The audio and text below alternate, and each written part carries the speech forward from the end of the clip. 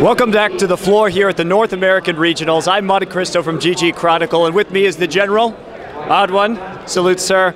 You guys came off some very strong wins today against Curse Gaming, which have propelled you into the finals. Let's talk about your matchups versus Curse real quick. I noticed you guys were using, you were using a lot of Maokai, which you're known for, and they were using a lot of AoE comps, so your ult definitely seemed to quell the damage a little bit that was coming in. Was that kind of your strategy with the picks and bans, and what were you looking out for from Curse today? Well, yeah, usually when people pick AoE, Maokai's really good against that. We were trying to just get to late game for the first two games. That was probably a bad decision because both games didn't start on the right foot.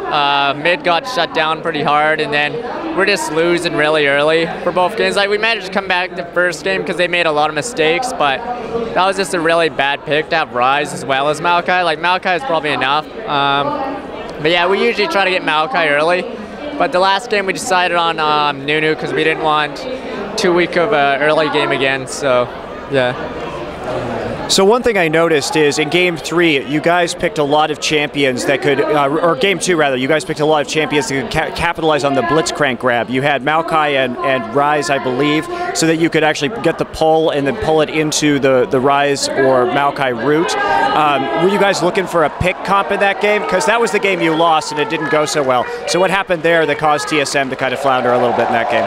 Yeah, like mid-game, well, early game we got shut down middle, and then like mid-game I started getting caught for no reason. But the thing about Blitzcrank, yeah, it's a really good engage, but sometimes we'd engage on Shyvana, who we pulled in, which is obviously a terrible idea, so we just got really far behind, so we're unable to use the engage of Blitzcrank, so we couldn't do much with it, but usually that's the reason why teams pick Blitzcrank. It's a safe engage, you don't get caught when you use it. If you hit it, then you could win the game with it. If you don't hit it, then you just try again a few seconds later, so that's what we're trying to do, but we're so far behind that any hook would kill us. So one thing that we saw coming out of Dyrus in Game 3 was the Jace pick, and Jace has been up and coming in the professional scene with Soaz and the Rain Man playing him somewhat in the tournament scene. So obviously Darius turned out to be a pretty poor pick against him, especially because you were playing Maokai and he had no escapes. I was playing Nunu that game. Oh, Nunu, I'm sorry. But Darius didn't have any escapes, so you got him to kind of feed up there in top lane. Was that your goal going in? Yeah, once we saw on Darius top and Jace, it's a really easy lane to gank because Jace basically has a built-in Shurelias, so it's really easy to catch Darius if he ever pushes out, which he did a lot, so it was really easy to gank him over and over, so that was mostly what we wanted to do early game because we saw it was an easy lane to gank, so there wasn't much they could do about it. But yeah, once we saw that, we decided to use Jace for it, so yeah. So let's talk about some of the games we just saw. So we just watched the Dignitas CLG game, so you know you're going to be playing Dignitas tomorrow. We can talk about that in a little bit. But for right now, that poke comp that Dignitas just ran that stretched that 75-minute game out, they eventually managed to win kind of through attrition.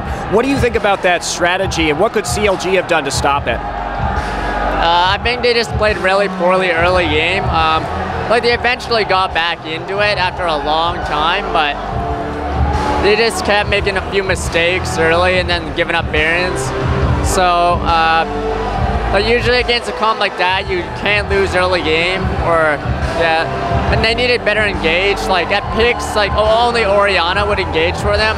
Like almost every fight, Orianna had to use her ultimate to get an engage on it, and it usually didn't hit anyone good except maybe Jen and Alistar. So it was a really hard game for them once they started falling behind. So. I don't know if there was much they could do once they fell behind, but the only thing they could do was rely on double lift to do everything, but even then it was like way too much. There's too much minions going into their base, so yeah, it was a long game though. I want to talk to you about your thoughts about Jungle Cho'Gath, because one thing I've noticed about Jungle Cho'Gath is if you don't have any kind of hard CC in lane, he tends to fall off really hard because you can't hit Rupture. Do you think Cho'Gath is a viable jungler at this level of competition, and what kind of champions does he synergize well with? Yeah, I think he's okay if he has another CC to combo with, so you can always get that Rupture off. The thing about that game, he rarely got it off unless something else hit, so he's really weak mid-game because, yeah, he's just a big tank that gets kited. like against a poke comp, he's completely useless because he can't really do anything. Like he just soaked up damage a lot, but that's all you can really do. But I think he's an alright jungle. I personally don't use him because I think he just gets kited and he's not really useful for our team comp. So, but yeah, if you don't land the Rupture, you're really useless later. So, yeah. So you guys are going up in the finals against Dignitas tomorrow. They're looking very strong after coming back from Korea. Is there anything that you feel you have to watch out for in those matches? I'm not really sure if they have any or anything we have to watch out for. Like Dominate plays really well. It's like mostly about playing solid. Like Dominate's been playing really well, so I just have to watch out for him. Honestly, I don't think like aside from just playing well, we'll win the game because they keep saying they have cheese, but they haven't shown it, even though that was like the most important match they could have used it on. So I don't really care about that. But aside from Dominate, I don't think we just have to watch out for much aside from playing well and playing solid. Are you at all worried about Scar's Gragas? Gragas is really annoying. Like, as a jungler, I think there are more champions that are more deadly than that. Like, I hate playing against Anivia because the Anivia walls is really annoying. Like, Zyra is also annoying with her plants. Gragas is a good poking, but other ways around it. Like that last game against CLG, it started not doing much damage mid-game once they started falling behind. Everyone had enough items to sustain it, so if you can get the late game, it's not that useful. So do you guys, I don't know if you have any cheese or secret strats that you might bust out tomorrow. I know you're not going to tell me, but do you have anything in store for our fans? No. No. Don't let Reggie play Rise. Don't let Reggie play Rise when we have a weaker jungle and they have Morgana mid. This doesn't work. So. Yeah. All right, well, good luck tomorrow, Brian. Thanks a lot for the interview. Again, I'm MonteCristo. I've been interviewing the Odd One here, and thanks a lot.